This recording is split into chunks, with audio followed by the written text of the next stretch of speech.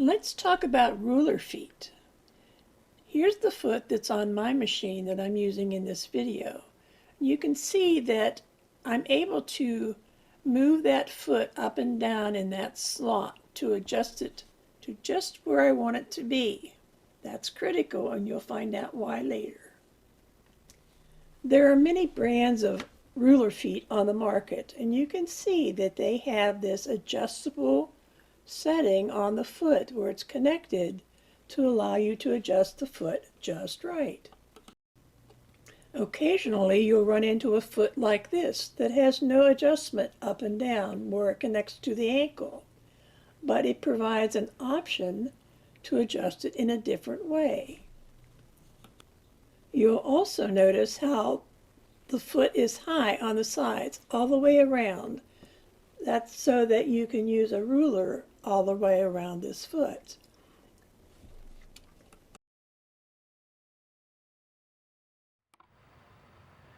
The number one complaint people have when using their ruler and ruler foot is skipped stitches or shredding thread. There's an easy fix for that. You can't just put your ruler foot on your machine and go. You have to adjust the foot for the surface you're working on. So what I've done here is I've loosened my screw and I've sunk my needle down into my quilt sandwich. Now I'm going to take an old credit card and I'm going to slide the foot up a little bit. Maybe we'll just lift this one until I get that card underneath the foot right up against the needle. Now I'm going to pull down on the foot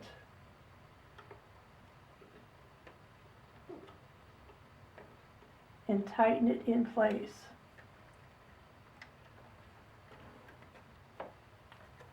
That gives me enough clearance so that when I'm quilting, I'm not shoving my fabric like that, and I'm also not hovering above the fabric, which causes a lot of what's called flagging.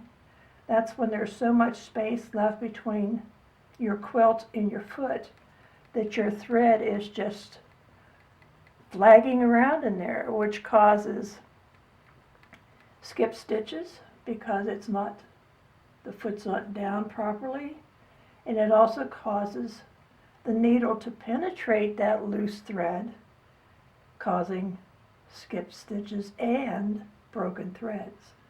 So that's the first thing that you have to know, is how to adjust your foot.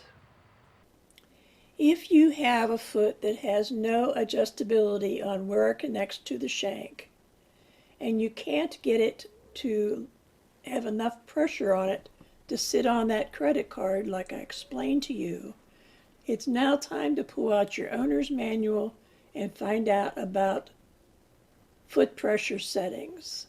That's what you'll have to use to get your foot low enough to your quilt. The last adjustment you'll need to make, and you may not need to do this, but make sure that your needle is centered right in the center of the foot so that you get correct measurements all around all sides of the foot.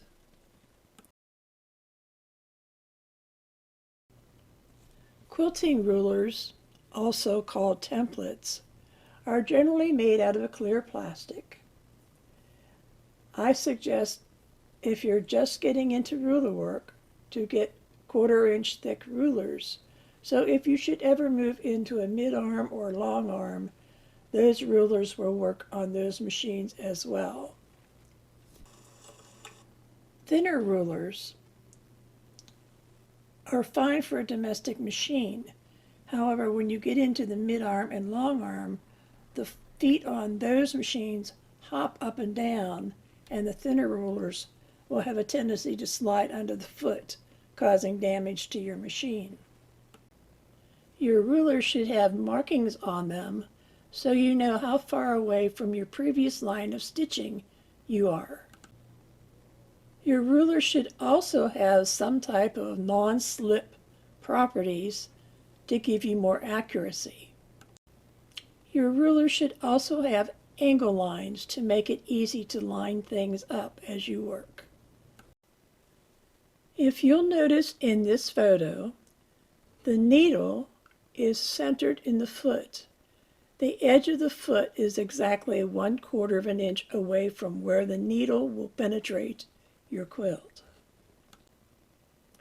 With that in mind, let's talk about the measurements. The gray circle represents your foot with the blue dot where your needle is going to hit. You can see from the insertion of the needle to the edge of your foot you have 1/4 of an inch. So if you want to stitch 1/4 of an inch away from something, if you just put your ruler edge right against whatever it is you're trying to stitch away from, you will automatically get 1/4 of an inch. Now all the measurements on the ruler are 1/4 of an inch apart. So if you go back to the first line, you'll measure 1/4 of an inch from the edge of the ruler plus the 1/4 of an inch from the edge of the foot to the needle, which gives you a 1/2 inch measurement. The same holds true for the other markings on the ruler. If you go to the second line, it's only 1/2 an inch away from the edge, but yet adding the 1/4 of an inch from the needle to the foot, that gives you 3/4 of an inch, and so on. Last but not least is how you hold the ruler. Notice how I'm pressing down on the ruler. I'm not pushing the ruler against the foot. I'm just guiding it. By pressing down on your ruler, that becomes like your hand and hold your quilt sandwich firmly in place.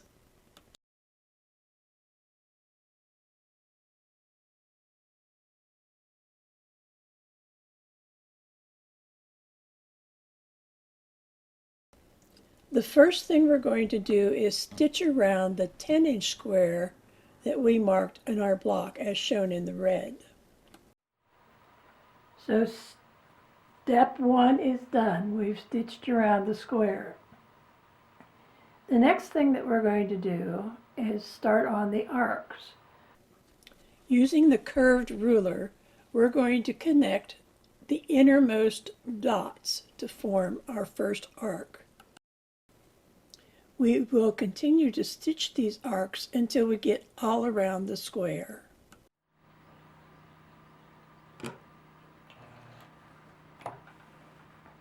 We're going to mark or match up this mark and this mark with the curved ruler. So that I know that I have this in the right place, I'm going to sink my needle right down into that mark. Then I'm going to take my ruler and I'm going to line it up so that it's 1/4 of an inch away from this mark. And I'm going to stitch.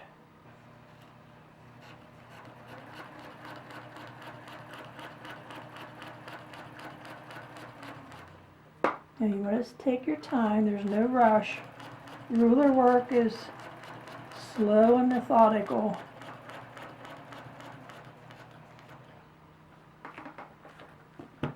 So there's our first arc stitched. So now I'm going to stitch down to this mark.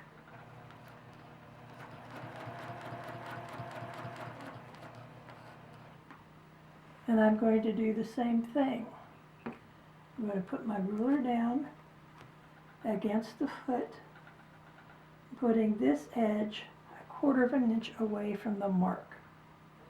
And I'm going to stitch.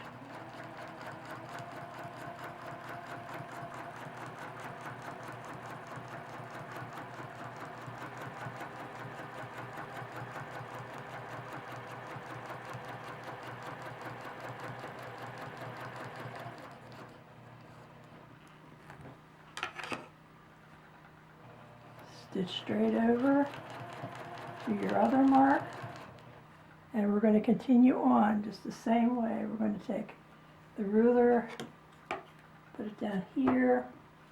Now because we can use these rulers on any side of the foot, I'm going to put it behind the foot. Got it against the foot here, 1/4 inch away over on this side.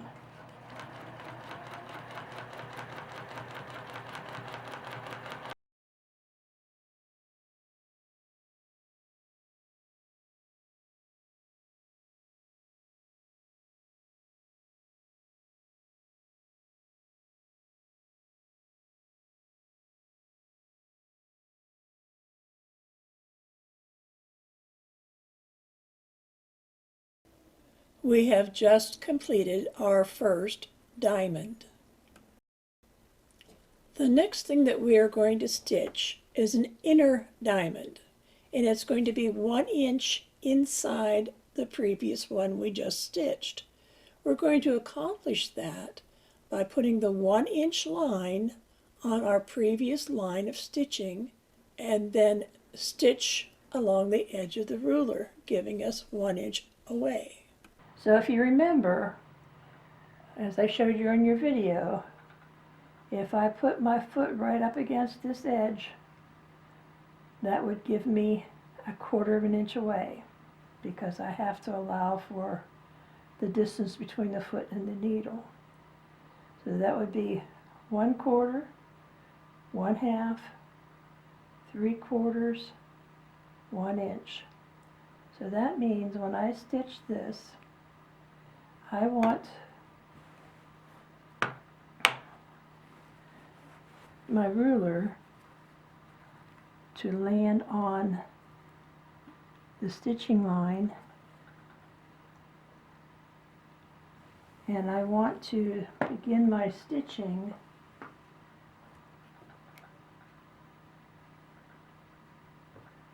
on the line that's drawn across, like so. So let's begin our stitching.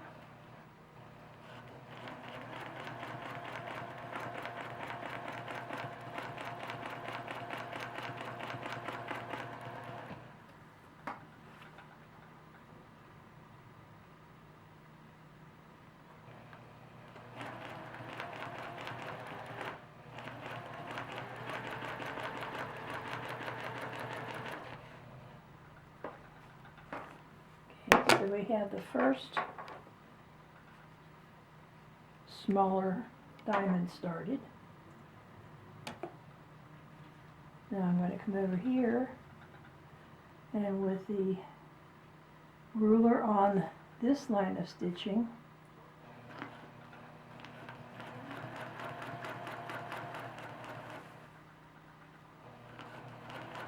I'm going to come down to the next line that's drawn across the middle of the block and stop on that line.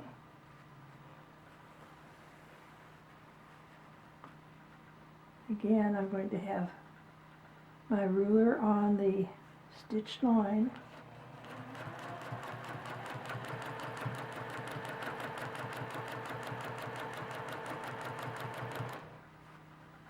and come down to the next division line,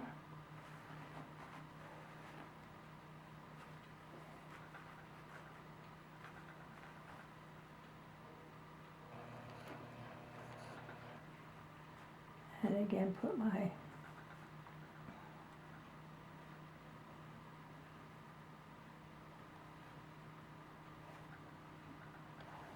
ruler foot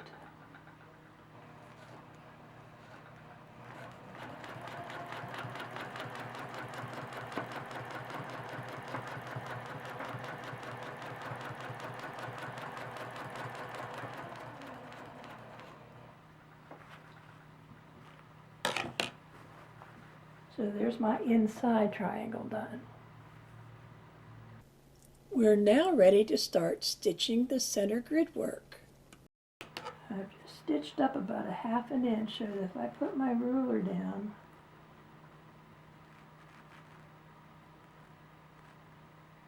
on that line, that gives me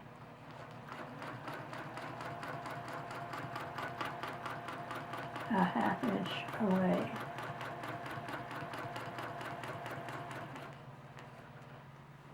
So I'm going to stitch up again.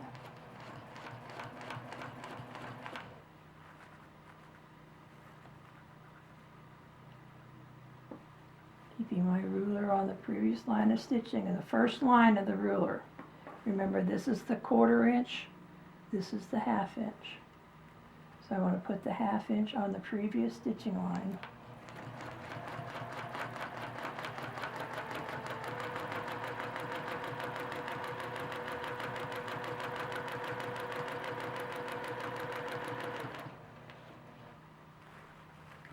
And we're going to stitch up again, a 1/2 inch.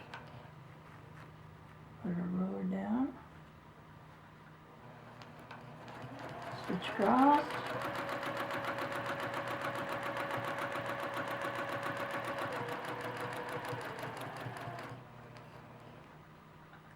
Up another 1/2 inch.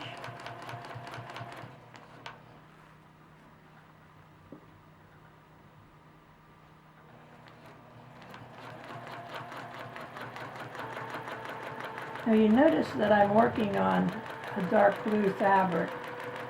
I had the filming all done for this, and then just decided it was really hard for you guys to see white on white, so I decided to do it over on this small piece so that you can see better.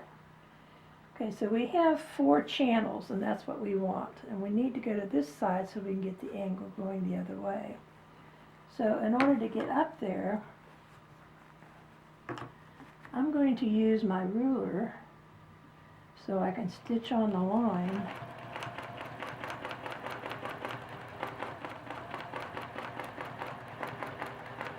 And I'm going to stitch until I get about a 1/2 inch away.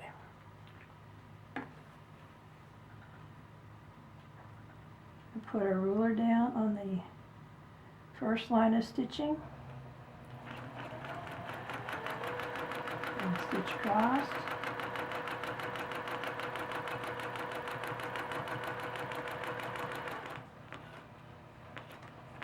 Stitch up a 1/2 inch. Put a ruler down again on previous line of stitching.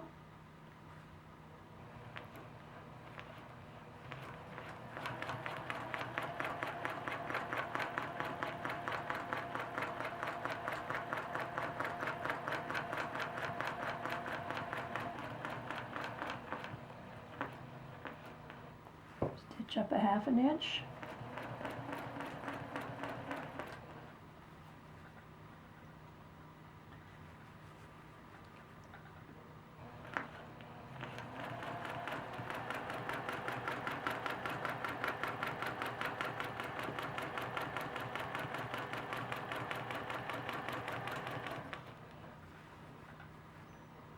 And stitch up a 1/2 inch again.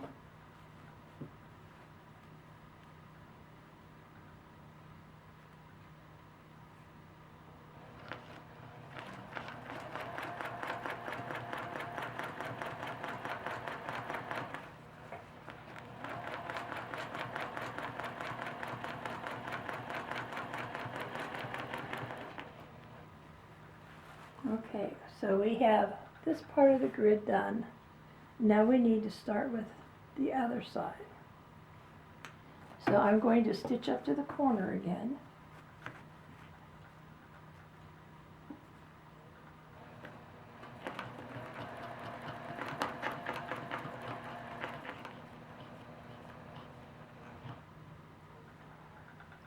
And I'll come down the other way.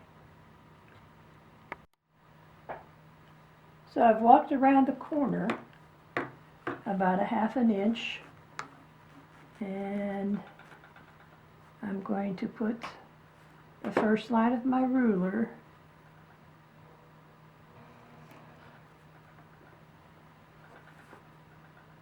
on the previous line of stitching.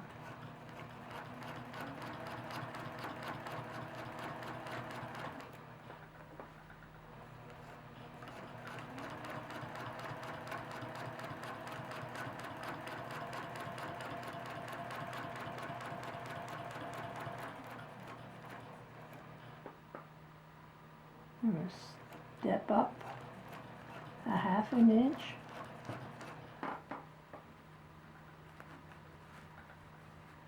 And maybe another stitch further.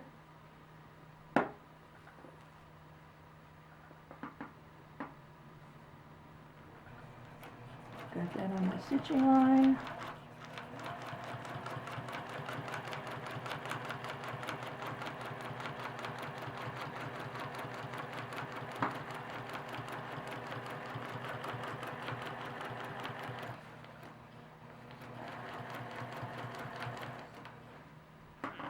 And go up another 1/2 inch.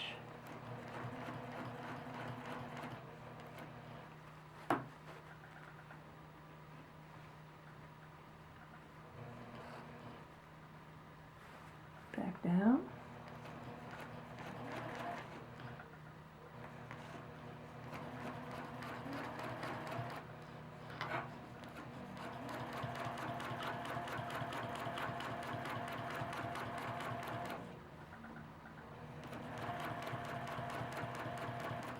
Go up a 1/2 inch.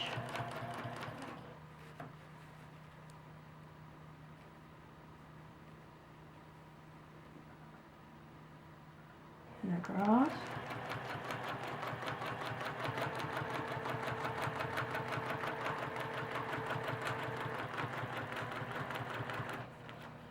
Okay, so I've got 4 channels here.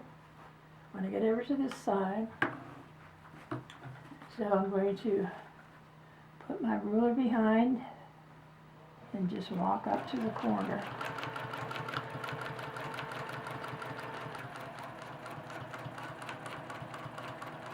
So I'm about a 1/2 inch away from the corner.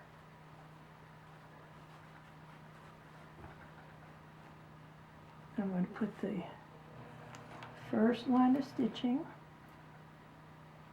on my first line of my ruler and stitch down.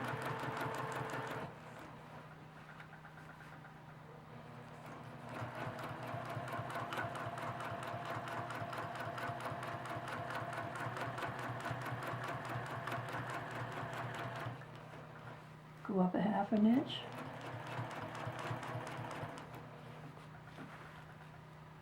Line up my ruler on the previous stitching line.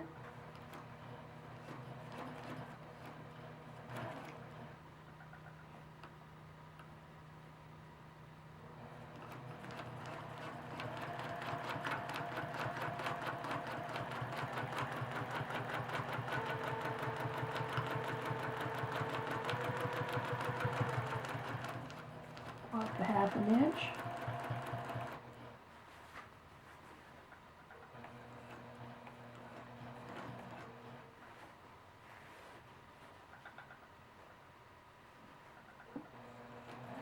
Back again.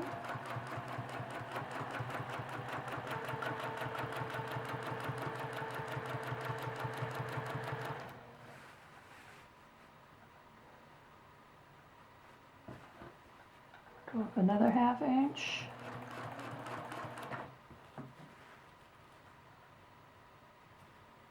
And back.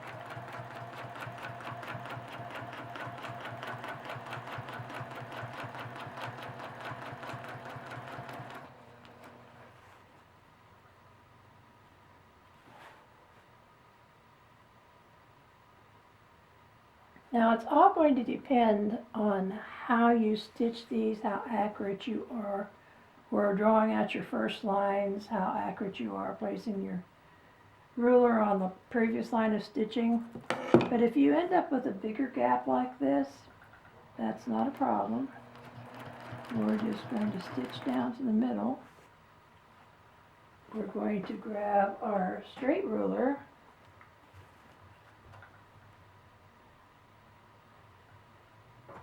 and we're going to stitch across.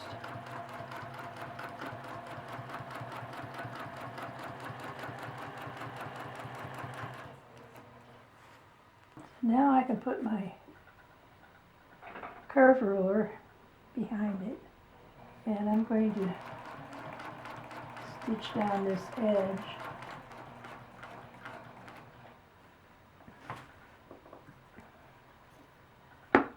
and put it here again so I can stitch out to the middle.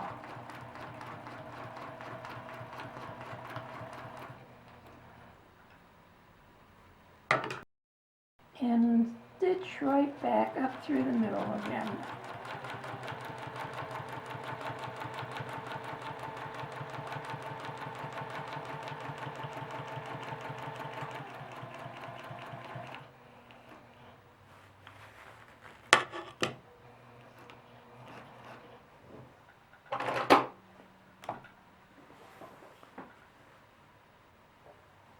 So there, about much of it is done. Almost finished.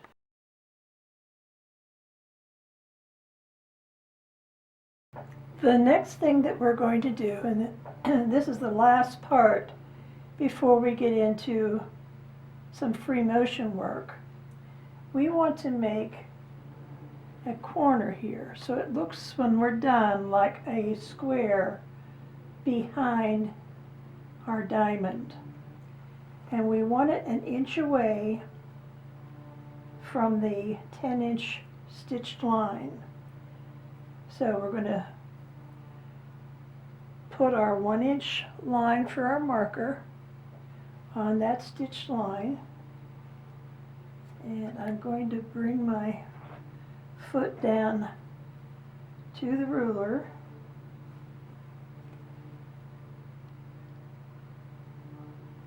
and sink my needle right on the stitching line of the diamond.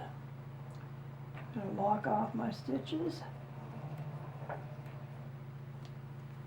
and stitch across until I get to this diagonal line that we drew when we were marking our block.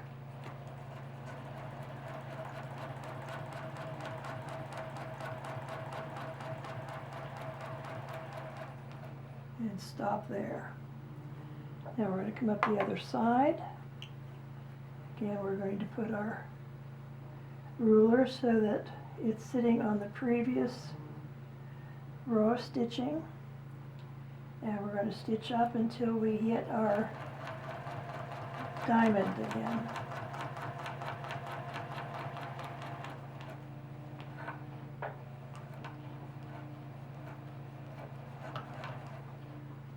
Now, I want to do an interior part of this corner so it looks like it's 1 inch thick, so I'm going to stitch down here until I get to 1 inch away from the stitch line, and I'm going to stitch down again till I get to that diagonal mark.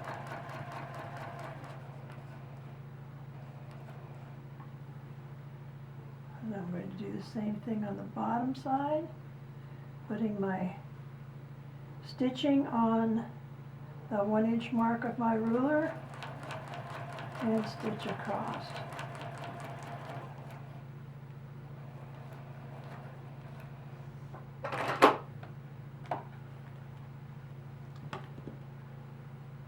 So that's how we do that. We're going to do that in the other 3 corners.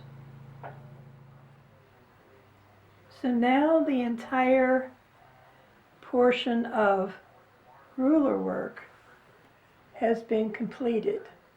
The only thing left to do ruler work wise is to stitch along the 12-inch marks that we drew originally. We're going to straight stitch along those, and we're going to also do some fill-in work in this area here that we just stitched to push our batting down. Remember, we're molding like Play-Doh, so we want to push this area down to allow the others to pop up.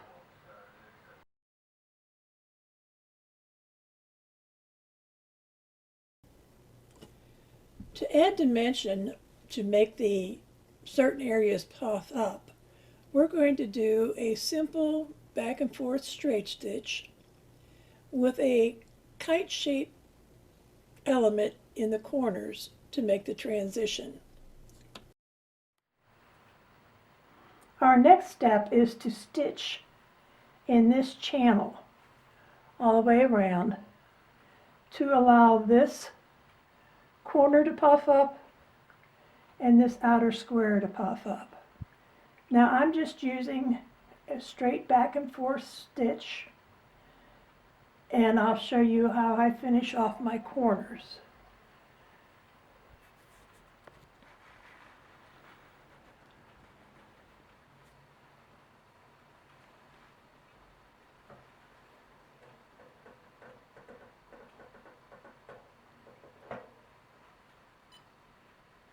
The main thing with this stitch is to keep your lines straight. And I use my foot to measure the distance between the lines to try to get them approximately the same distance apart. You are all used to matchsticks quilting by now, and this is basically the same thing. Now, I'm stopping right here on this corner, and I'm basically going to make a kite shape here. I'm going to go up, over, over, and back down again, and then echo inside.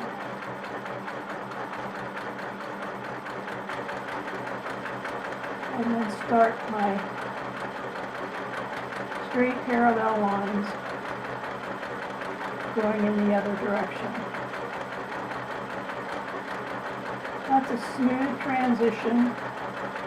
Some people use loops, but this design is such a straight line design that I like this instead. Let's do that one more time. I'm starting right here in the corner, and I'm just stitching partial parallel lines until I get down where I can get a full one in.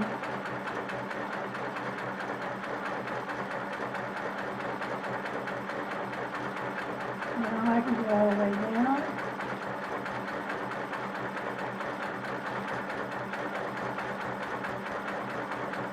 And you notice I'm letting these lines curve at the top. I'm not scoring them up with the stitching line.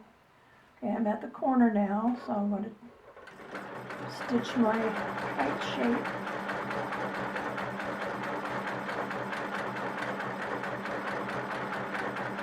I go inside.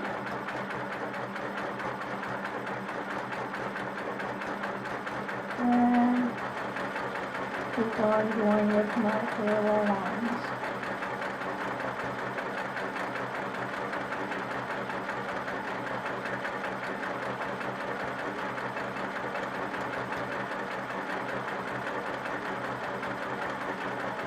And just shorten the lines as I get closer to the corner.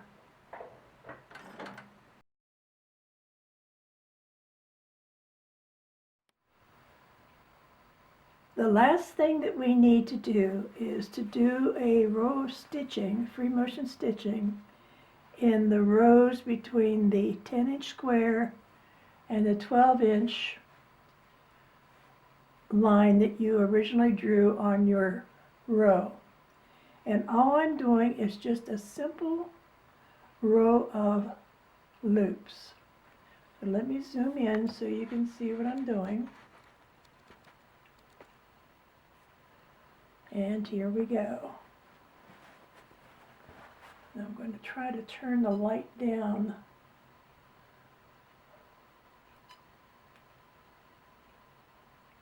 so you can see a little bit better.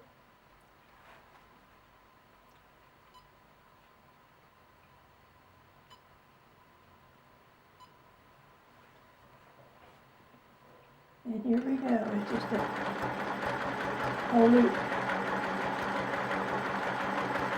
And another loop, followed by another loop.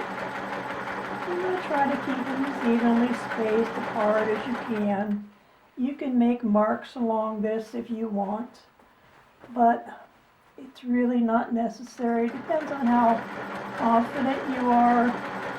If you'd really have marks to go by to keep your loops even, that's totally up to you.